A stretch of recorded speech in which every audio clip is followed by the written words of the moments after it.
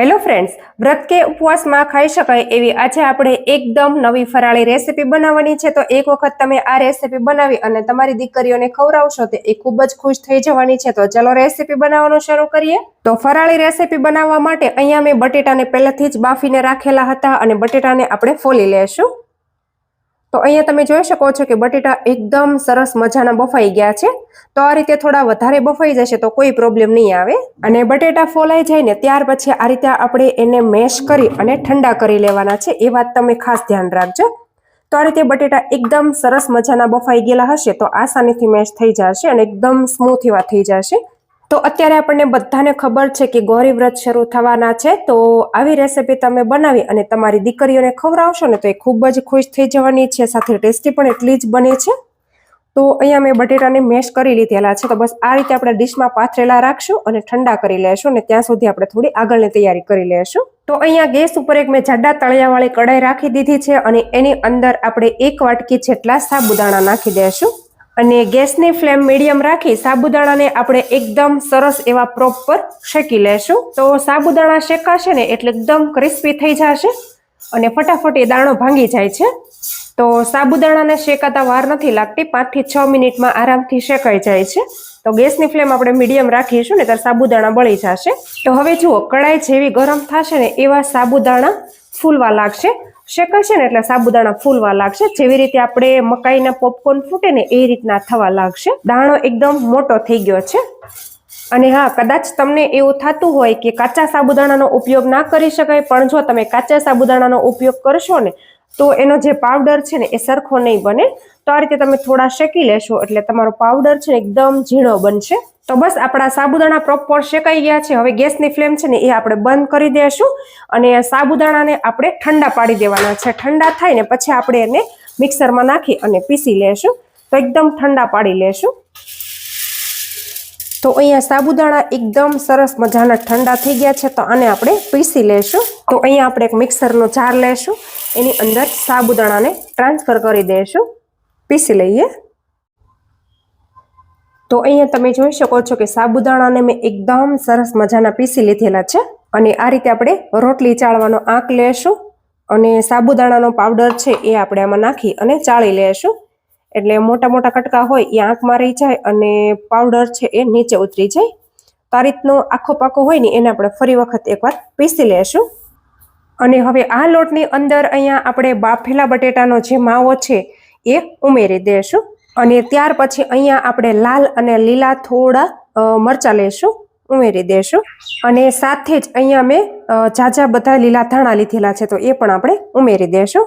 અને ત્યાર પછી અહીંયા મીઠું આપણે સાબુદાણાના લોટ પ્રમાણે જ એડ કરવાનું છે, કેમ કે બટેટામાં આપણે ઓલરેડી મીઠું નાખેલું છે। તો હવે અહીંયા સૌથી પહેલા આપણે એક પણ ટીપું પાણી નાખ્યા વગર આમનામ જ એકદમ સરસ મજાનો લોટ બાંધી લેશું, કેમ કે આપણે બટેટામાં ઓલરેડી મોઈશ્ચરનું પ્રમાણ છે, બટેટા બાફેલા જ છે, એટલે આ બધી વસ્તુ તમે જોઈ શકો છો કે મિક્સ થઈ ગઈ છે।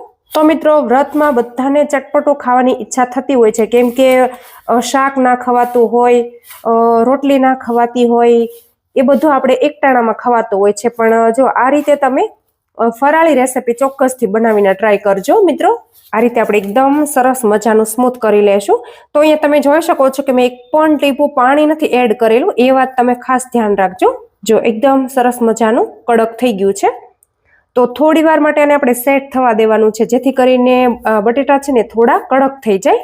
અને હવે ત્યાર પછી અહીંયા મેં હાથને આ રીતે થોડા તેલવાળા કરી દીધા છે અને આ લોટમાંથી આપણે થોડા થોડા લોવા લેશું અને આ રીતે આપણે સરસ મજાની ટિક્કીઓ બનાવી દઈશું।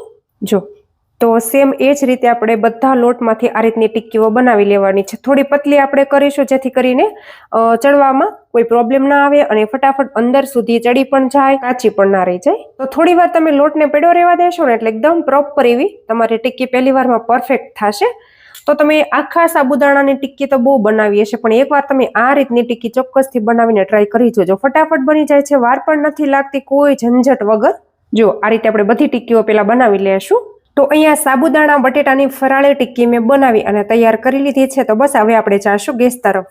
તો હવે ગેસ ઉપર આ રીતની કડાઈ રાખી આપણે એની અંદર થોડું તેલ નાખી દેશું અને વધારે આપણે તેલ નથી નાખવાનું, આ રીતે આપણે સ્પ્રેડ કરવાનું છે અને કઢાઈને આપણે આછી ગરમ કરી લેશું. તો અહીંયા કઢાઈ એકદમ સરસ એવી ગરમ થઈ ગઈ છે. ત્યાર પછી આ રીતે મેં ટિક્કી ઉપર થોડો સિંગોડાનો લોટ આ રીતે મેં ભભરાવી દીધેલો છે. જો આપણે ફરાળમાં યુઝ કરવાની છે ને એટલા માટે અહીંયા આપણે સિંગોડાનો લોટ લેશું અને ટિક્કીને આ રીતે આપણે કઢાઈમાં રાખી દેવાની છે. અને હવે આ રીતે આપણે જે બાજુ તેલ ના હોય એ બાજુ થોડું તેલ વધારે નાખી દેશું એટલે આ ટિક્કી છે ને નીચે ચોંટી ના જાય. તો કદાચ તમે નોનસ્ટિક ફ્રાય પેનમાં એને ફ્રાય કરશો ને તો એ આસાનીથી સરસ એવી ફ્રાય થઈ જશે, આમાં થોડી વાર લાગશે. તો હવે અહીંયા તમે જોઈ શકો છો કે જે આપણે સ્ટીલની કઢાઈ હતી ને એને આપણે ટ્રાન્સફર કરી લીધી છે, કેમ કે એની અંદર નીચે ખૂબ જ ચોંટી જતું હતું એટલા માટે. તો આ બધી ટિક્કીઓને અત્યારે મેં જે રોટલી કરવાની લોઢી આવે ને એમાં ટ્રાન્સફર કરી લીધેલી છે અને તમે જોઈ શકો છો કે ખૂબ જ સરસ મજાની એ અત્યારે કૂક થઈ ગઈ છે. તો આપણે એકદમ સ્લોલી અને ધીમા તાપે એને આપણે કૂક કરીશું. તો અહીં તમે જોઈ શકો છો કે આપણી બધી ટિક્કીઓ એકદમ સરસ મજાની તળાઈ ગઈ છે, મતલબ કે શેલો ફ્રાય થઈ ગઈ છે. તો આ રીતે આપણે એક પ્લેટની અંદર કાઢી લઈશું. તો અહીંયા તમે જોઈ શકો છો કે એકદમ મસ્ત મજાના ફરાળી ગમે તેવા ઉપવાસમાં ખાઈ શકાય એવા સાબુદાણા બટેટાના વડા બનાવી અને મેં તૈયાર કરી લીધેલા છે. અને સાથે જ અહીંયા મેં જે ચટણી બનાવેલી છે ને એ પણ ફરાળમાં ખાઈ શકાય છે, કેમ કે આંબલીની છે ને એટલા માટે. એકદમ પોચા અને મસ્ત મજાના આપણા વડા બનીને રેડી થયા છે મિત્રો. તો એક વખત આ રીતે તમે ચોક્કસથી બનાવજો અને રેસીપી સારી લાગે તો કોમેન્ટ્સમાં તમારો ફીડબેક મને આપી દેજો. અને તમે મારો વિડીયો ક્યાંથી અને કયા શહેરમાંથી જોવો છો એ પણ સાથે કોમેન્ટ કરવાનું બિલકુલ નહીં ભૂલતા. અને હજુ સુધી તમે મારી ચેનલ ઉપર નવા હોય તો ચેનલને સબસ્ક્રાઇબ કરી લેજો. Thank you.